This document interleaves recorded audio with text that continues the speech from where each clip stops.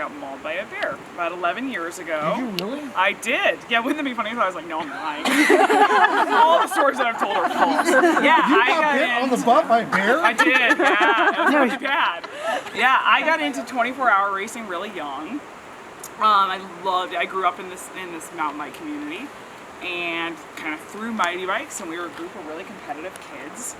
And it was the first race hillside, and I tell people I was in the right place at the wrong time. So we were doing a relay, and the year before, I had remembered I got a flat, and I remember I wish I could call my teammates, tell them, like, you should start your lap, and we're gonna be faster if you start your lap. And so I was really fortunate, I was riding my cell phone. I don't remember getting hurt, so I'm really fortunate about that. But it was a hillside, so if you come from Spencer's Loop, and you're coming from Spencer's, and you kind of funnel into Rover's Run, you're right by the river. I think that I either was like as close as we are, either like actually made contact right with the bear. It was right in that open area. Yeah, I either made contact with the bear, or I was so close that it felt really threatened. So I got knocked off my bike, or I fell, or something. I teased. I'm really fortunate I don't remember getting hurt. The bear could have been purple, and I couldn't tell you. But I do remember I came to, and I crawled to the trail, and I tried to call 911. I don't remember even being scared. I just remember being so frustrated. I couldn't adequately communicate with the woman. Well, I imagine when you called her and said, I need help, I got bit on the butt by a bear. She said, yeah, okay, right. And you're like, no, seriously. Unfortunately, it was I couldn't talk, so my larynx was crushed. It's like a really hard, you can hear my 911 call on YouTube. It's hard to listen to because I sound really bad. But yeah, so I got really frustrated that I couldn't communicate with where I was. And I actually hung up. I don't tell that is a secret, like in-person story. I don't tell the media that I hung up on everyone. But I knew that a racer would be along soon, and I was really fortunate that the next racer was along soon. Hugely competent person and rider and Alaskan, and Peter Bassender was actually my coach at the time. I shoved my phone at Peter, and he was with me the whole time, and 911 had called back from my original call. And they eventually, paramedics came, and I eventually was safe, and kind of the 20,000 degree level was like, I got hurt really bad, but I recovered, and I still wasn't okay. And the more details were I can't imagine, it was really hard for my parents, really hard for my teammates. But I was really fortunate to have a pretty miraculous recovery. I recovered a lot faster than a lot of people thought. I'm really fortunate that I don't remember much of the incident, and I went to therapy for a little bit, but not much. And I still love mountain biking, and I've never had this big comeback that I remember everything and I can't get out and ride. My wine? Yeah, there's wine in there. There's wine in there. There's wine. It's wine. And the only thing that comforts me is red wine.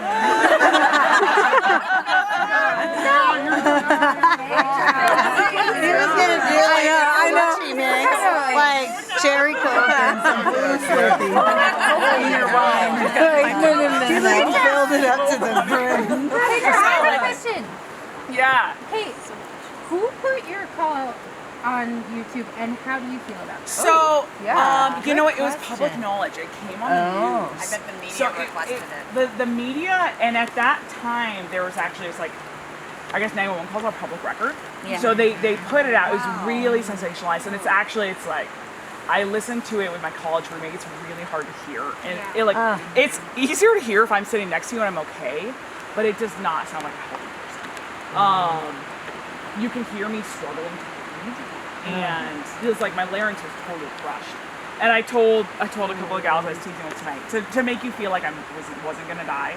The thing that I somewhat remember most of the night was Peter is like 15 years older than me, and I totally had a crush on him. He's beautiful. And they had to cut off my favorite sports bra. So I was topless, and I remember being like, oh my god, my boobs are exposed to Peter Bassinger. I think you'd have to be really immature to be like, Peter being mauled by a bear and boobs. But I was like, oh my god, Will Ross was there. Yeah, Will Ross was second after Pete. Will Ross actually, like super scary. Pete sent Will Ross back to you need to ride back on this trail and go flag down the paramedics and get them to come back. And Will, like, without a doubt, went and did that. And it was only later that I talked to him, and he was like, yeah, and I realized that could have been a really bad call of me being like sent back by myself, but he's super odd. I mean, I think that's one of the really cool things about the English mountain bike community. People don't think twice and came together. So did they ever catch the bear?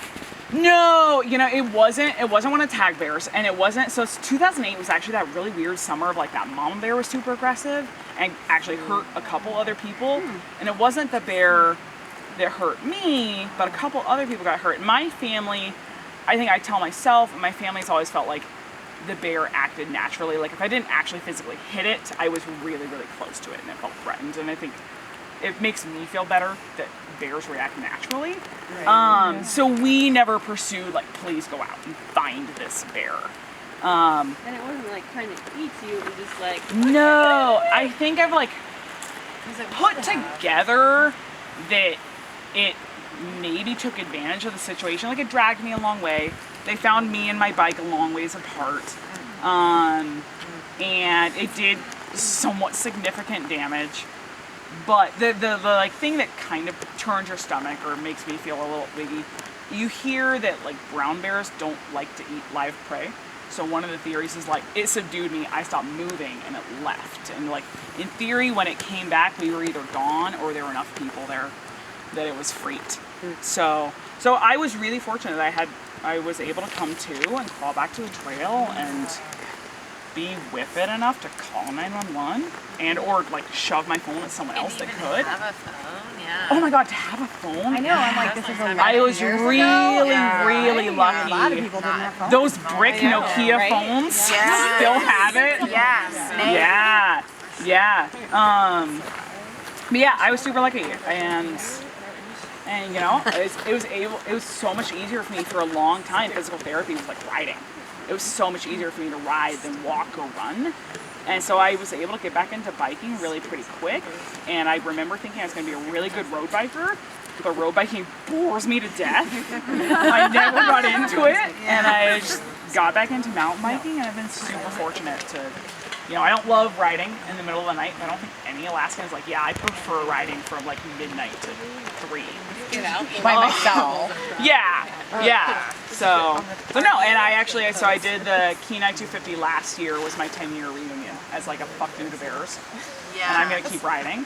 And it was super awesome, and I like enjoyed it enough that I did it again this year, and yeah, it was awesome. And, I encourage everybody to do that.